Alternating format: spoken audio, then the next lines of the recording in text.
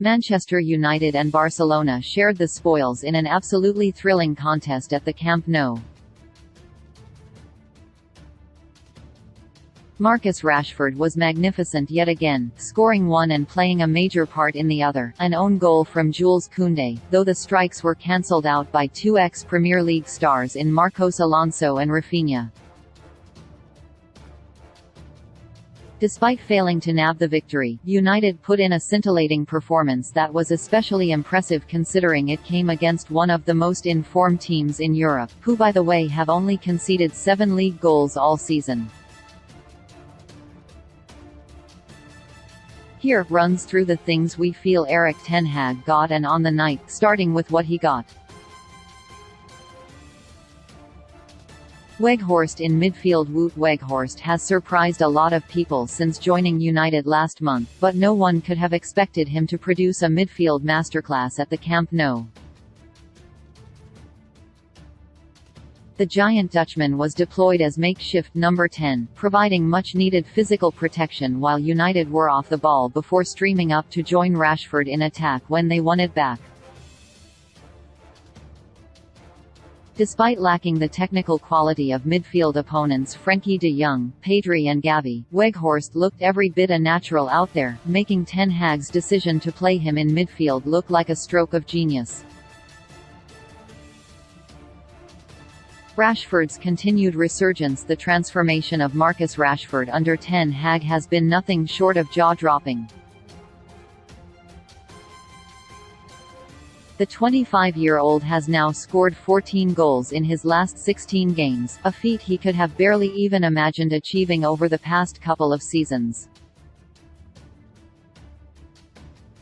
He's now turned into the superstar he always threatened to become, and he has his manager's continued faith, as well as his clever tactical deployment to thank for that. Faith in Wan-Bissaka. One thing Ten Hag has been doing consistently since arriving at Old Trafford is getting the very best out of previously struggling stars. Rashford is at the top of his game, Diogo Dalot has emerged as a first-team star, Jadon Sancho looks revitalized and now Aaron Wan-Bissaka looks set to follow suit. The Englishman was a rock at back, successfully nullifying the threat of both Gavi and the overlapping Jordi Alba. It would have been easy to pick Dalot tonight, but Ten Hag's faith in Wan-Bissaka was well placed. Shaw at centre-back. Luke Shaw has spent the last few weeks switching from left-back to centre-back, so using him in the latter was hardly a shock, but it was still a brave decision by Ten Hag. Given the physical threat of Robert Lewandowski, it would have easy to pick a more natural central defender to play alongside Raphael Varane as a way of covering bases.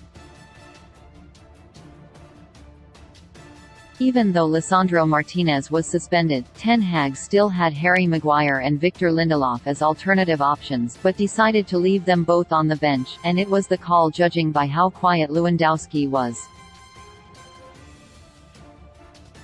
And now, what we feel he got. Staring Sancho. Jadon Sancho has been working his way back from the brink, and his goal against Leeds last week suggests he's moving in the direction, but Ten Hag was naive if he expected fireworks from him in such a big game after such a grueling period of inadequacy.